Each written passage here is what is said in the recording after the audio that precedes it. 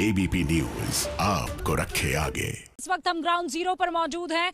मैं आपको ये बता दूं कि इसे एपीजे अब्दुल कलाम लेन कहा जाता है। ठीक वहां मैं चाहूंगी मेरे कैमरा पर्सन थोड़ा जूम इन करके बताए, वहीं पर आज एक लो इंटेंसिटी ब्लास्ट हुआ है और ये ऐसे वक्त में हुआ है जब गणतंत्र दिवस कार्यक्रम के समापन के लिए बीटिंग रिट्रीट सेरेमनी को पूरा देश देख रहा था। तमाम वीवीआईपी उस वक्त वहां पर मौजूद थे, राष्ट्रपति से लेकर प्रधानमंत्री नरेंद्र मोदी तक वहां पर मौजूद थे और ऐसे में 2.5 किलोमीटर की दूरी पर एक ब्लास्ट होता है। कहा यह जा रहा है कि ये जो ब्लास्ट है वो लो इंटेंसिटी का था। 3 से 4 गाड़ियों के शीशे फूटे हैं, लेकिन उसके बावजूद इजराइल एम्बेसी के पास में इस ब्लास्ट के पीछे का मैसेज क्या है? क्या यह आतंकी हमला है? क्या किसी तरह के मैसेज देने की कोशिश की गई है? ये सारी पड़ताल आज मास्टर स्ट्रोक में हम करने वाले हैं और इसीलिए मेरे साथ मेरे रिपोर्टर्स, मेरे सहयोगी मौजूद हैं। सबसे पहले मैं बता दूं कि मनोज हमारे साथ, मनोज वर्मा लगातार ग्राउंड जीरो पर मौजूद हैं।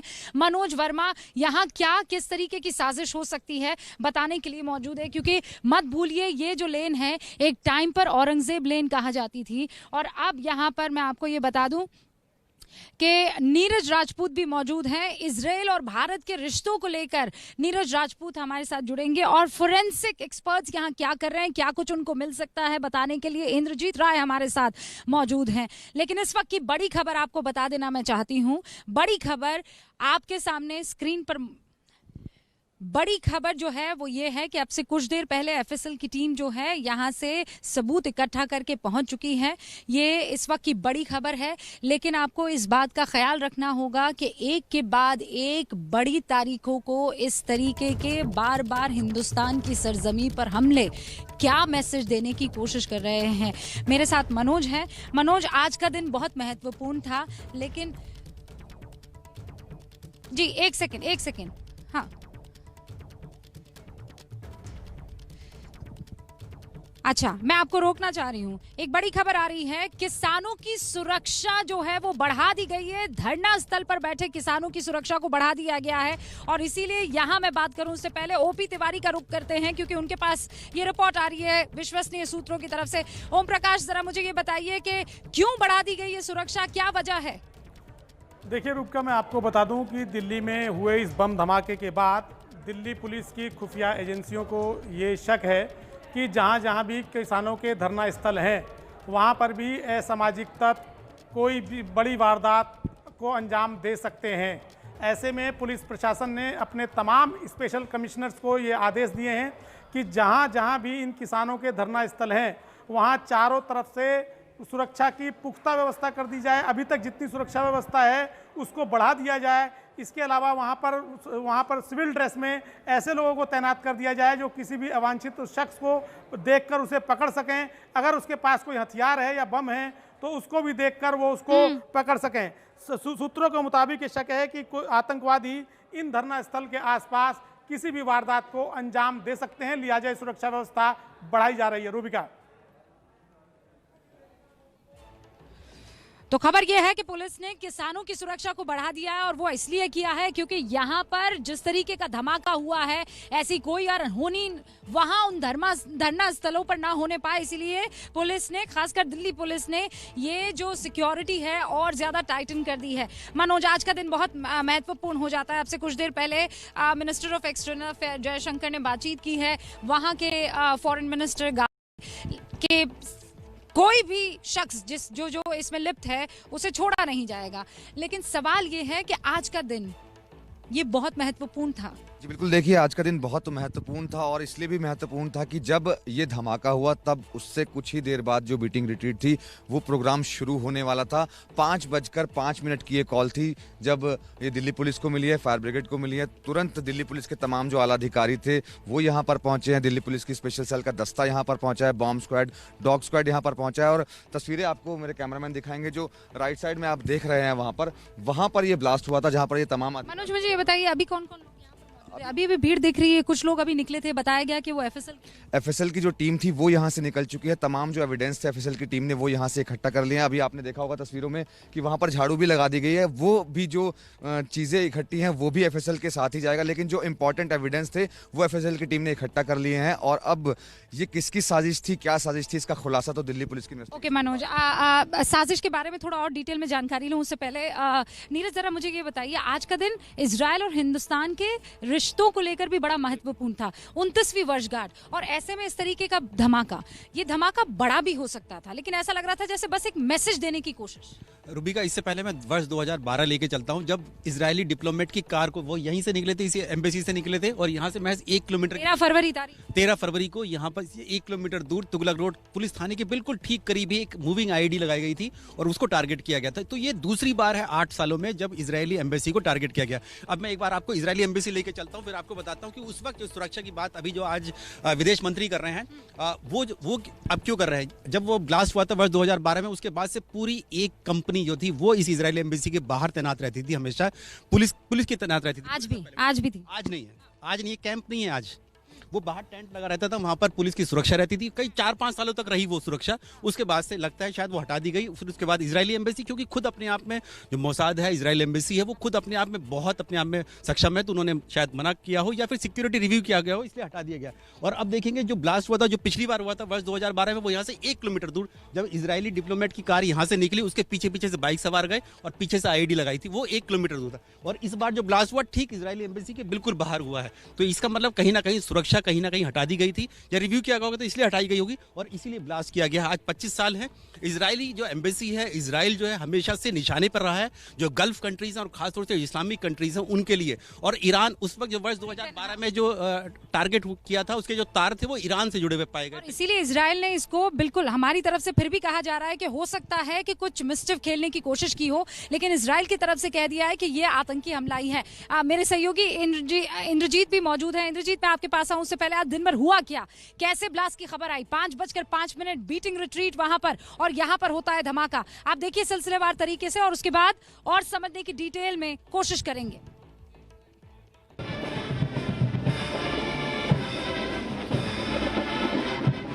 बीटिंग रिट्रीट की गूंज में धमाके का शोर। गणतंत्र दिवस के तीसरे ही दिन राजधानी दिल्ली एक धमाके से दहल उठी। धमाका छोटा और लो इंटेंसिटी का जरूर था, लेकिन इसकी गूंज बहुत दूर तक गई। वक्त था शाम के 5:05। राजधानी में परंपरागत तौर पर गणतंत्र दिवस के तीसरे दिन होने वाला बीटिंग रिट्रीट समारोह चल रहा था और इस जगह से कुछ दूरी पर ही एक जोरदार धमाका हुआ। धमाका दिल्ली के high security zone APJ Abdul Kalam road पर हुआ था और इस जगह से इजराइल का दूतावास महज 150 मीटर की दूरी पर है।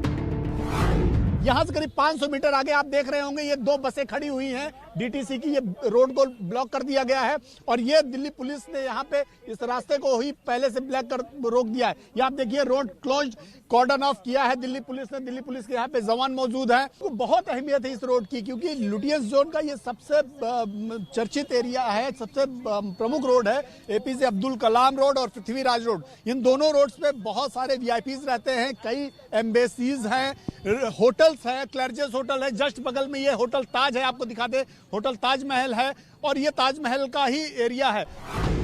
इतने हाई सिक्योरिटी जोन में धमाका होते ही दिल्ली ही नहीं बल्कि पूरे देश में हलचल मच गई और फायर ब्रिगेड की टीम सबसे पहले मौके पर पहुंची। कॉल यही थी कि बम ब्लास्ट हुआ है, वहाँ पहुंची है। अच्छा, तो कोई नुकसान हुआ है क्या? कोई नुकसान का हमें नहीं पता। शीशे 3 गाड़ियों के शीशे टूटे हैं, वो हमने नंबर ले रखे। तो आपके पास ब्लास्ट की कॉल थी? ब्लास्ट की। धमाके के बाद दिल्ली पुलिस, एनआईए और दूसरी जांच एजेंसियों की टीम भी फौरन मौके पर पहुंची और जो शुरुआती जानकारी मिली वो बेहद चौंकाने वाली है। जानकारी के मुताबिक बम एक पेड़ और ग्रिल के बीच रखा हुआ था, जिससे उसका असर सड़क की ओर हुआ। विस्फोटक के साथ एक बॉल बेयरिंग भी मिला है, लेकिन मौके से कोई बैटरी या इलेक्ट्रिक डिवाइस बरामद नहीं हुआ है।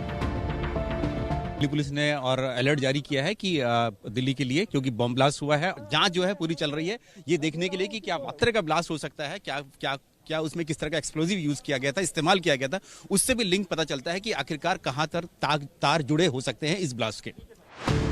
वैसे तो यह धमाका बेहद कम इंटेंसिटी का था और इससे किसी को कोई नुकसान नहीं हुआ। सिर्फ धमाके वाली जगह पर मौजूद 3 गाड़ियों के शीशे जरूर टूट गए। ये उस धमाके से जुड़ी गाड़ियां हैं जिनके शीशे धमाका होते ही चकनाचूर हो गए। हालांकि इससे ना तो कोई जख्मी हुआ और ना ही कोई दूसरा नुकसान। धमाका होते ही सभी केंद्रीय एजेंसियां हरकत में आ गईं और गृह मंत्री अमित शाह ने भी इसके बारे में जानकारी ली, क्योंकि ब्लास्ट भले ही छोटा रहा हो, लेकिन ये जिस जगह पर हुआ है वहां परिंदे के भी पर मारना सुरक्षा में बड़ी चूक माना जाता है। वारदात वाली जगह से पीएम आवास 2.8 किलोमीटर दूर है, जबकि इस जगह से राष्ट्रपति भवन की दूरी महज 2.9 किलोमीटर है। धमाके वाली जगह से विजय चौक की दूरी 2.1 किलोमीटर है। यहीं पर बीटिंग रिट्रीट समारोह हो रहा था। संसद भवन भी धमाके वाली जगह से सिर्फ 3.3 किलोमीटर दूर है और केंद्रीय सचिवालय की दूरी महज 2.5 किलोमीटर है। इस रोड पर आगे आप थोड़ी सी आगे जब बढ़ेंगे तो कई राज्यों के जो भवन हैं वो हैं। जोधपुर हाउस इसी, नागालैंड भवन इसी रोड पर है। कई महत्वपूर्ण सड़क है और यही रोड सीधे प्रधानमंत्री आवास के लिए भी जाती है। मैं आपको बता दूं, ये रोड अगर आप बात करें तो आगे सीधा तुगलक रोड से मिलते हुए सीधा प्रधानमंत्री आवास के लिए भी ये रोड जाती है। जहां पे ये ब्लास्ट बताया जा रहा है उस ब्लास्ट के 2 किलोमीटर की दूरी में प्रधानमंत्री जी का आवास है। तो इस रोड की बहुत सारी अहमियत है। इस धमाके ने दिल्ली ही नहीं बल्कि पूरे देश की नींद उड़ा दी है, क्योंकि दिल्ली में धमाका पूरे 8 साल बाद हुआ है। इससे पहले 13 फरवरी 2012 को इजराइल के राजनयिक की कार पर हमला हुआ था। उससे महज 5 महीने पहले ही 7 सितंबर 2011 को दिल्ली हाईकोर्ट में धमाका हुआ था। हैरानी की बात यह है कि यह धमाका भी ठीक उसी जगह पर हुआ है जहां 2012 में इजराइल के राजनयिक की कार पर हमला हुआ था। एक बार फिर उस जगह पर धमाका होना और पूरे 8 साल के बाद दिल्ली में ऐसी वारदात होना चिंताजनक जरूर है, लेकिन सुरक्षा एजेंसियां जिस तरह से हरकत में आई हैं, उससे ये तय है कि इस हरकत को अंजाम देने वाले जल्द ही सामने आ जाएंगे।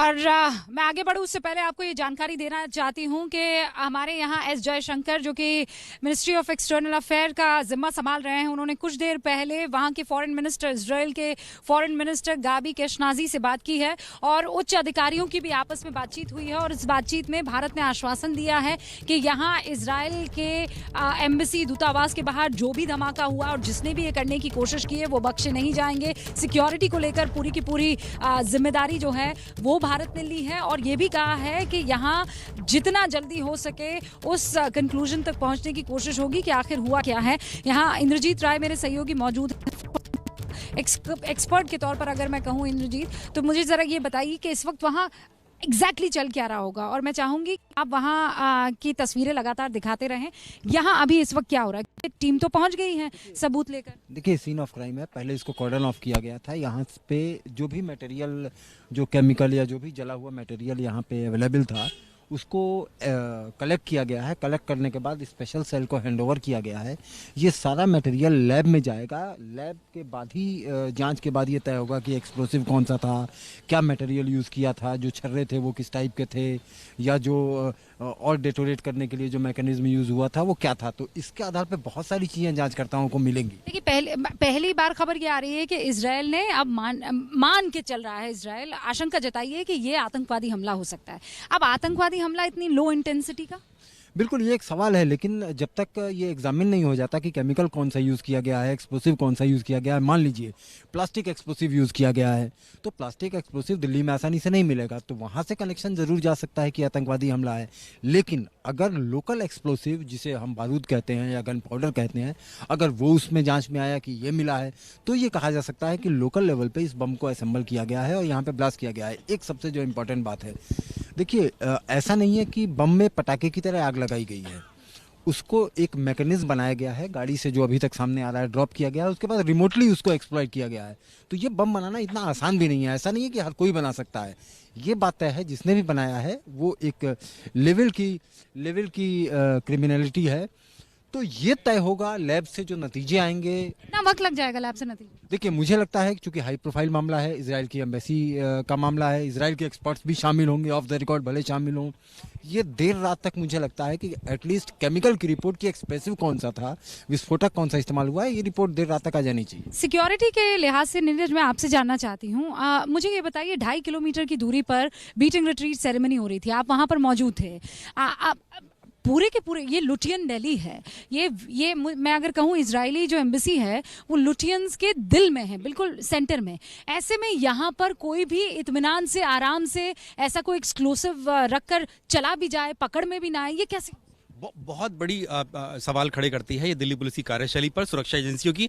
और यहाँ पर सिर्फ ये इजरायली एम्बेसी नहीं है, यहाँ से महज 100 मीटर की दूरी पर स्पेन की एम्बेसी भी है यहाँ पर, और इससे ठीक पीछे ताज मानसिंह होटल भी है, बिल्कुल वीवीआईपी एरिया है। और जहाँ पर उस वक्त जब बीटिंग रिट्रीट सेरेमनी चल रही थी उस वक्त मैं वहीं पर मौजूद था, जहाँ पर राष्ट्रपति, उपराष्ट्रपति, प्रधानमंत्री, तीनों सेनाओं के प्रमुख, चीफ ऑफ डिफेंस स्टाफ सब वहाँ पर मौजूद थे। वहाँ पर सुरक्षा का पूरा पैराफेरनालिया लिया था, एसपीजी ने अपनी सुरक्षा घेरे में लिया हुआ था। लेकिन महज 2.5 किलोमीटर की दूरी पर ये बम ब्लास्ट हो जाता है, उस जगह पर हो जाता है जो कि वीवीआईपी एरिया है, लुटियन जोन है यहाँ पर। तो ये सवाल खड़े करता है कि किस तरह से कहीं ना कहीं सुरक्षा और इंटेलिजेंस की भी चूक कह सकते हैं, क्योंकि पहले भी बम ब्लास्ट इजरायली एम्बेसी के बेहद करीब ही हुआ था और इजरायली डिप्लोमेट्स को निशाना बनाया गया था। वो भी तब जब आप कह रहे हैं कि इनकी इंटेलिजेंस जो बड़े हाई लेवल की होती है, मोसाद इनकी जो है स्पेशली काम कर रही होती है, और ऐसे में ये ना पता लग पाना, शायद इसी वजह से बार बार एक चीज मिस्चिवस एलिमेंट का बार बार जिक्र किया जाता है। बिल्कुल, ये दोनों चीज हो सकती है, बड़ा टारगेट भी हो सकता था, क्योंकि देखेंगे अगर इजरायली एम्बेसी वहाँ से थोड़ी सी दूर पे जिन्होंने भी पैकेट फेंका, थोड़ा सा पैनिक किया होगा, उन्होंने गिराया वहाँ पर, जिसकी वजह से गाड़ियाँ जो है शीशे टूटे हैं उनके गाड़ियों के। और पिछली बार जो हुआ था वो मूविंग आईईडी थी, बहुत एक्सपर्टीज चाहिए होती है एक मूविंग आईईडी को बनाने के लिए और उसको करना होता है।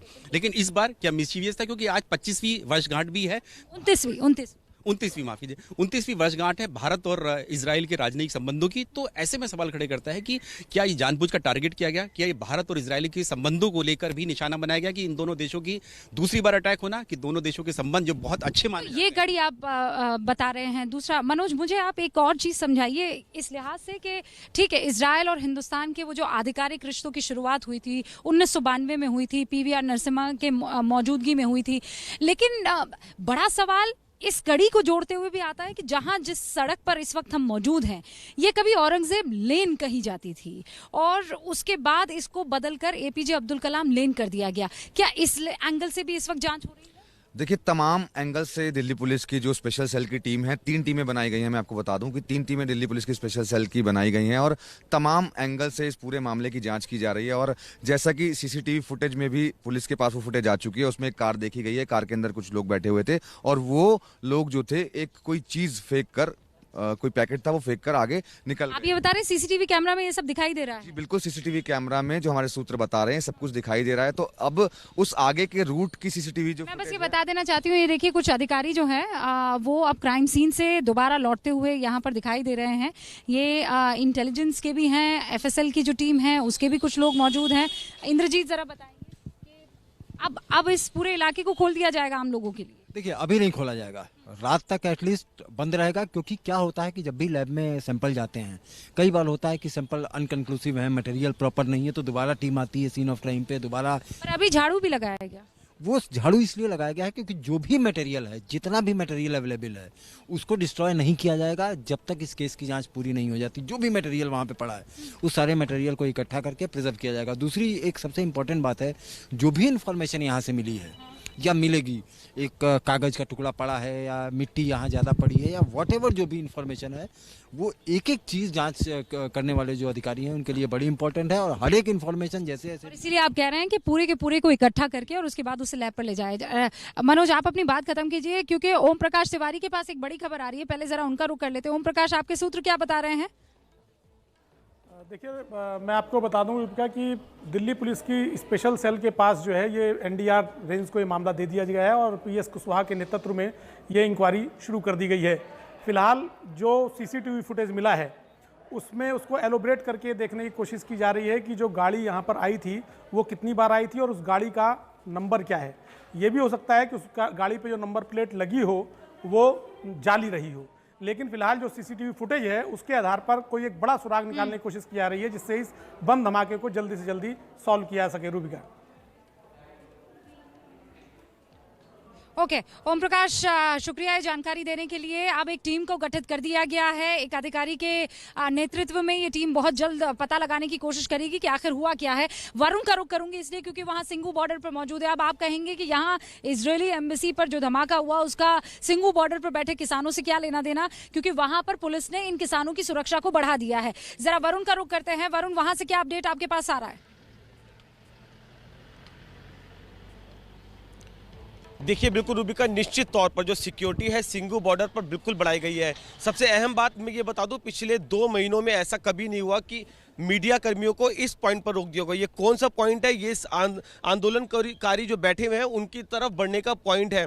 चारों तरफ से कॉर्डन ऑफ किया गया है और यहाँ से करीब 200 मीटर आगे वो बैरिकेडिंग है जिसके पार जो आंदोलनकारी किसान है वो बैठे हुए हैं। तो हम हमेशा वहां तक उस बैरिकेडिंग तक जा पाते थे, लेकिन आज हमारे को करीब 200 मीटर पहले ही रोक दिया। और आप देख सकते हैं यहाँ पे डिप्लॉयमेंट किस तरीके से कई कंपनी पैरामिलिट्री फोर्स की, दिल्ली फोर्स की लगातार यहाँ पर घूम रही है। RAF के जो जवान है वो आसपास पेट्रोलिंग कर रहे हैं। तो कहीं ना कहीं इस बात की आशंका जरूर है, क्योंकि पहले से ही कई इंटेलिजेंस इनपुट थे कि जो ये आंदोलन इतनी बड़ी संख्या में बैठे, इनके बीच में अगर कोई भी इस तरह का एलिमेंट चला जाए, किसी भी बड़ी वारदात को अंजाम दे दे, तो इसका जो रिजल्ट होगा वो काफी भयावह हो सकता है। और उसी आशंका के चलते अब पुलिस कोई कोताही नहीं बरतना चाहती। सभी भीड़ भाड़ वाले इलाके, रेलवे स्टेशन, बस अड्डा, एयरपोर्ट, हर जगह सिक्योरिटी बढ़ाई गई है। और खास तौर से पुलिस के लिए जो चिंता का सबब है वो ये बॉर्डर है, चाहे सिंघू बॉर्डर हो, टिकरी बॉर्डर हो, जहां पर इतनी बड़ी संख्या में किसान बैठे हैं। तो इसीलिए यहाँ पे फोर्स की डिप्लॉयमेंट बेहद बढ़ा दी गई है। और सबसे अहम बात, अब आगे जाने के लिए रिस्ट्रिक्शन लगा दी गई है। जहां आंदोलनकारी बैठे हैं वहां से करीब हम 300 से 400 मीटर पहले खड़े हैं और इसके आगे अब जाने की इजाजत आज से नहीं दी जा रही है। जी, आप सही बोल रहे हैं। देखिए, जो स्टैंडर्ड ऑपरेशन प्रोसीजर होती है, यानी SOP होता है, उसके तहत वो तमाम इलाके, वो तमाम इंस्टीट्यूशन, वो सारी VVIP बिल्डिंग जहां पर सिक्योरिटी हमेशा से पुख्ता होती है, उसे हाई अलर्ट पर कर दिया जाता है। और यही वजह है कि CRPF के जवान आपको यहाँ पर सिक्योरिटी में तैनात नजर आ रहे हैं। मनोज हमारे साथ बने हुए हैं। मनोज, आप अपनी बात कंप्लीट करना चाह रहे थे। औरंगजेब लेन का APJ अब्दुल कलाम लेन में परिवर्तित होना, इजराइल दूतावास के यहाँ पर बॉम्ब ब्लास्ट होना, और वो भी 29वीं वर्षगांठ पर, जब हिंदुस्तान और इजराइल जो है अपने रिश्तों को जगजाहिर करने लगे थे। इससे पहले तो चुपके चुपके वो बड़ा इनफॉर्मल किस्म का रिश्ता था, लेकिन उसके बाद दुनिया को बताकर ये इस रिश्ते को, यानी आधिकारिक तौर पर द्विपक्षीय रिश्ता जो है शुरू हुआ था, उसकी वर्षगांठ आज थी। तो इसको कैसे देखा जाए? जी बिल्कुल, मैं जैसा कि बता रहा था कि तमाम एंगल दिल्ली पुलिस खंगाल रही है, कोई भी एंगल इसमें छोड़ा नहीं जाएगा। और मैं ये बता रहा था कि सबसे ज़्यादा महत्वपूर्ण होगा इस पूरी जांच के अंदर इस पूरे इलाके में लगी CCTV फुटेज, क्योंकि जो पहला सुराग है वो CCTV के थ्रू ही मिला है। और अब आगे के जो CCTV फुटेज है उनको खंगाला जा रहा है और ये पता लगाया जा रहा है कि आखिरकार वो कार कहाँ पर चली गई। तो okay, CCTV footage, alright, CCTV को खंगाला जा रहा है। और यहाँ पर कुछ अधिकारी यहाँ पर आए हैं। ये देखिए, कुछ हलचल हुई है और मेरे जो कैमरा पर्सन हैं वो देखिए किस तरीके से वहाँ आगे की तरफ भागे। चले आइए जरा देखें वहाँ क्या देखने को मिलता है।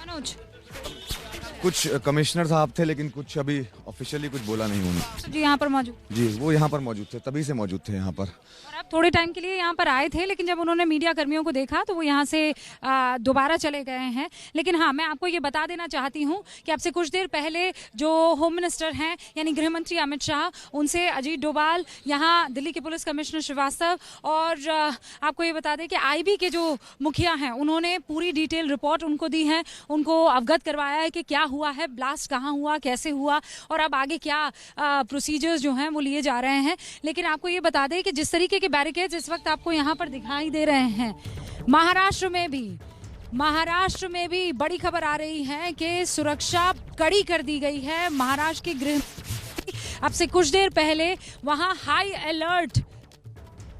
अलर्ट की बात गई है महाराष्ट्र में। अब जरा आपको ये बता दूं कि मुंबई, पुणे, नागपुर और नासिक की सुरक्षा को बढ़ा दिया गया है। यहाँ जो कुछ भी इजरायली एम्बेसी पर हुआ है, ये लो इंटेंसिटी का ब्लास्ट जरूर था, लेकिन अब सुरक्षा को और चाक चौबंद कर दिया गया है। न सिर्फ दिल्ली में बल्कि महाराष्ट्र में भी जानकारी ये मिल रही है कि अब से कुछ देर पहले वहां के गृह मंत्री ने ऑर्डर दे दिए हैं, हाई अलर्ट घोषित कर दिया गया है। मुंबई, नागपुर, पुणे में ये हाई अलर्ट घोषित किया गया है। फिर आपको ये बता दूं कि न सिर्फ इस इलाके में, लुटियंस दिल्ली में जो कि VVIP इलाका है, यहाँ से 2.5 किलोमीटर की दूरी पर बीटिंग रिट्रीट सेरेमनी हो रही।